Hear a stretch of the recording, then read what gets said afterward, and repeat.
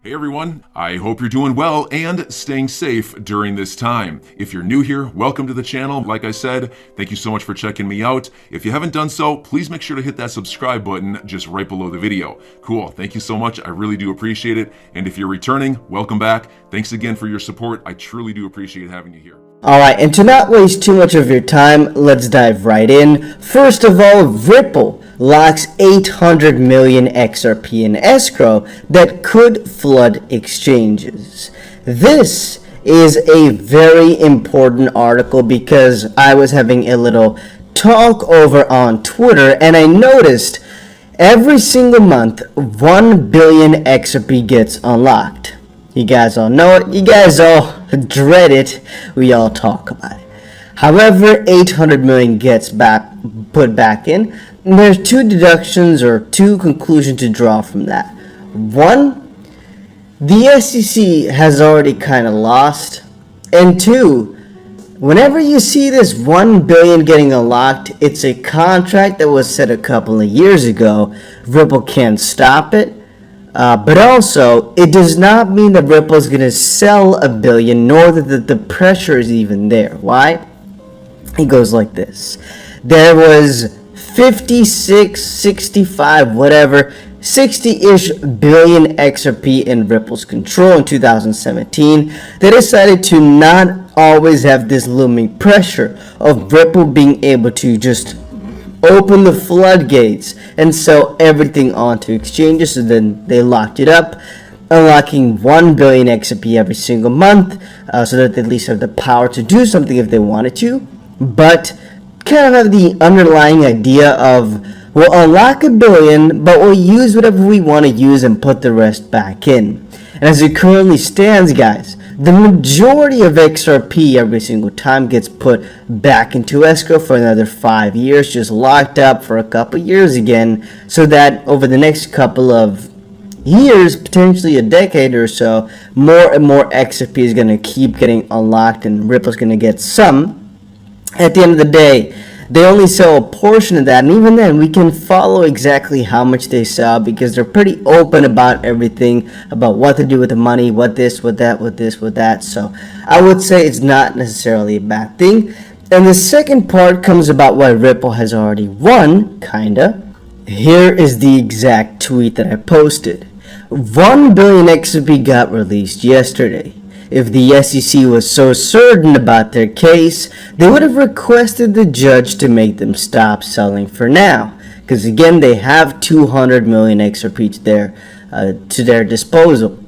They didn't, nor will they. This lawsuit is about the past XRP, not the present. We've already won. And so a couple of questions here were about, okay, so what does that mean for people who were transacting XRP before? Because the whole issue is not about the future XRP, but about the past. Well, I personally don't think that you as an individual and I as an individual will ever have any trouble with the money that we have because of the past or so. If Ripple sold unregistered securities, I think that leads up to a fine, because if it currently is not an unregistered security anymore, there's no real protocol to that because we don't know these technologies too well, where they are sort of centralized at first and become decentralized. It's a newer concept, and again, it does not abide by the same rules as the Howey test from before because it just does not work in the same fashion at all. Then again, we can also discuss about whether or not the SEC is alleging that the oranges are comparable with XRP itself, meaning that XRP itself is the security, or that the actual sale of these XRP was the security, because John Deaton says they are alleging the first, which again makes things a lot more strange and abstract and once more like losing-ish biased, I would say. There's been a couple of little videos about Gary Gensler kind of already preparing for defeat. And here is one of those videos. To litigate. This agency has to be willing to go into court and, take some losses from time to time. But go into court. Right. I think all of those things, but it's trying to use high-profile cases to bring folks back on the right side of the line.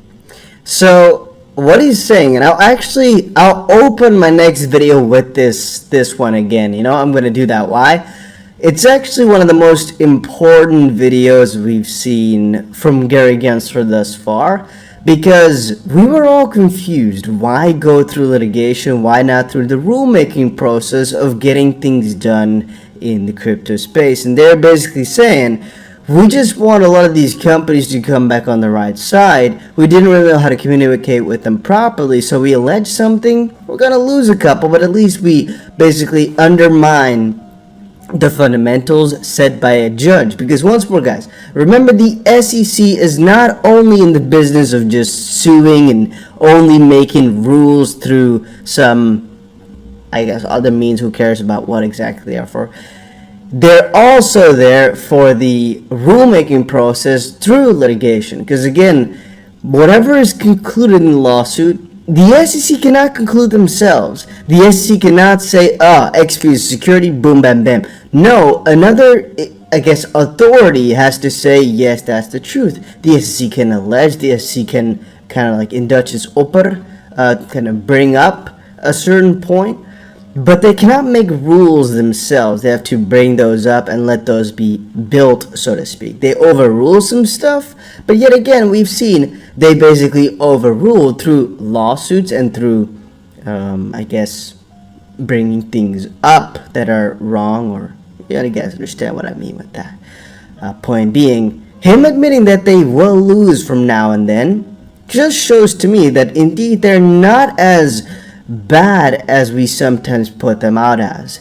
I guess they just have a really crooked approach of things, and there are most likely a lot of bad actors inside this authority, but it could be that the overall idea of suing Ripple was better intended, and that's maybe why it's so freaking stupid. Whenever we look at the lawsuit, we're like, why in the world would you start this? And maybe it's honestly so that they're like, let's try this, you know, why not? If XRP turns out to not be a security, then the judge will find it out. And all the guys were like, I'm down, I'm game. Because everybody's like, but XP isn't a security. And they're like, we can at least try. What do we have to lose? We're the SEC anyway. And they're like, yeah, that's right. And then all of a sudden they were like, well, it's easier for the judge to figure it out than for us to figure it out, right? They were like, yeah, yeah, that's true. Yeah. And that's how it came out, because they knew they would kind of lose, my thoughts, right? But they still tried anyway, because why not? You have to make your rules in some way, shape, or form anyway. Maybe. So 120 million XP was moved as the Ripple lawsuit expert discovery wraps up. If you're seeing XP being moved, generally speaking, you can't deduce exactly what it is for or what it means. If it's from an exchange to an exchange, it means nothing. If it's from an unknown wallet to an exchange, that generally speaking is extra selling pressure, which is bad. If it's Jet McCallum moving, it's most likely a sale. And if it's from an exchange to an unknown wallet, usually that's off-ramping, from basically taking your take your crypto off of the exchange, meaning you're less likely to sell it. Less sell pressure is, generally speaking, positive. Again, these are just general conclusions. It's not factual because every single scenario is different. Then this is something we covered a couple of times before already, but it's actually just such a huge deal, I have to bring it up again. Bright days ahead. Tranglo enables XRP's ODL services across 25 payment corridors. Remember what I told you guys. XRP's usage is going to be huge. Usage gonna be huge, just huge. For right now, the majority of price action, however, will rely on the lawsuit. Once it's finished, all these things, all these underlying adoption sprees or whatnot, they'll start to count. Right now, though, people are only focused on, is it a security, is it not a security? Because obviously that's the bigger deal for the price. And so the majority of these announcements are overlooked because XRP ecosystem, the XP Ledger ecosystem, is expanding massively. They're doing a lot, And I honestly think once they get the lawsuit confirmation, so many other parties will be interested in working with them, which right now are like, it might be a security. That is gonna go really, really quickly. And that's again the second big boost. There's actually a couple of different boosts. One is the XRP being not a security, basically being the first properly regulated crypto in the US, because Bitcoin and ETH are still kind of vague. Two is the XRP relist movement. That could be huge. Coinbase and all these exchanges putting it back on could be a huge wave of excitement. And then three, the actual usage for XRP, which has been undermined basically for a very long time, can actually start popping off at that point. Not necessarily in terms of actual volume or usage, but in people realizing how capable and how good the crypto actually is. Again, this is not financial or legal advice. This is just my opinion and my thoughts about what's going to happen. An attorney says that Ripple's defense will receive a massive boost if the notes are produced.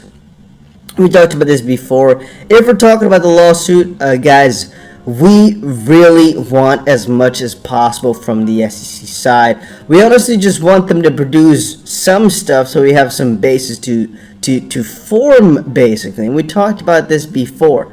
So the next couple of weeks basically can be very huge, mostly for Ripple's side, mostly for XP holders, because, well, depending on what comes out and what comes out of these nodes and what decisions are made, which again come really soon here, yeah, that could be really huge. That could be really huge. Then again, we also have to remember that a settlement can be happening any one of these days. So I'm a big XRP holder, you guys already know that, but I'm definitely buying a huge sum of XRP in the near future here. I'm your guy. I will keep you posted. I'm your advocate. I'll be back on a daily basis, usually multiple times per day, with these videos to keep you updated with everything going on. So I hope you enjoyed the video. If you haven't done so, make sure to hit that subscribe button. Feel free to share any of my videos with your friends, family, social media, or anybody who may care to listen. Thanks so much for your continued support. I'm always here for you. I want to help you through this time. So thank you so much for continuing to choose me. Enjoy your day, stay safe, and I'll catch you again probably in a couple hours. Thanks, everybody. See you later.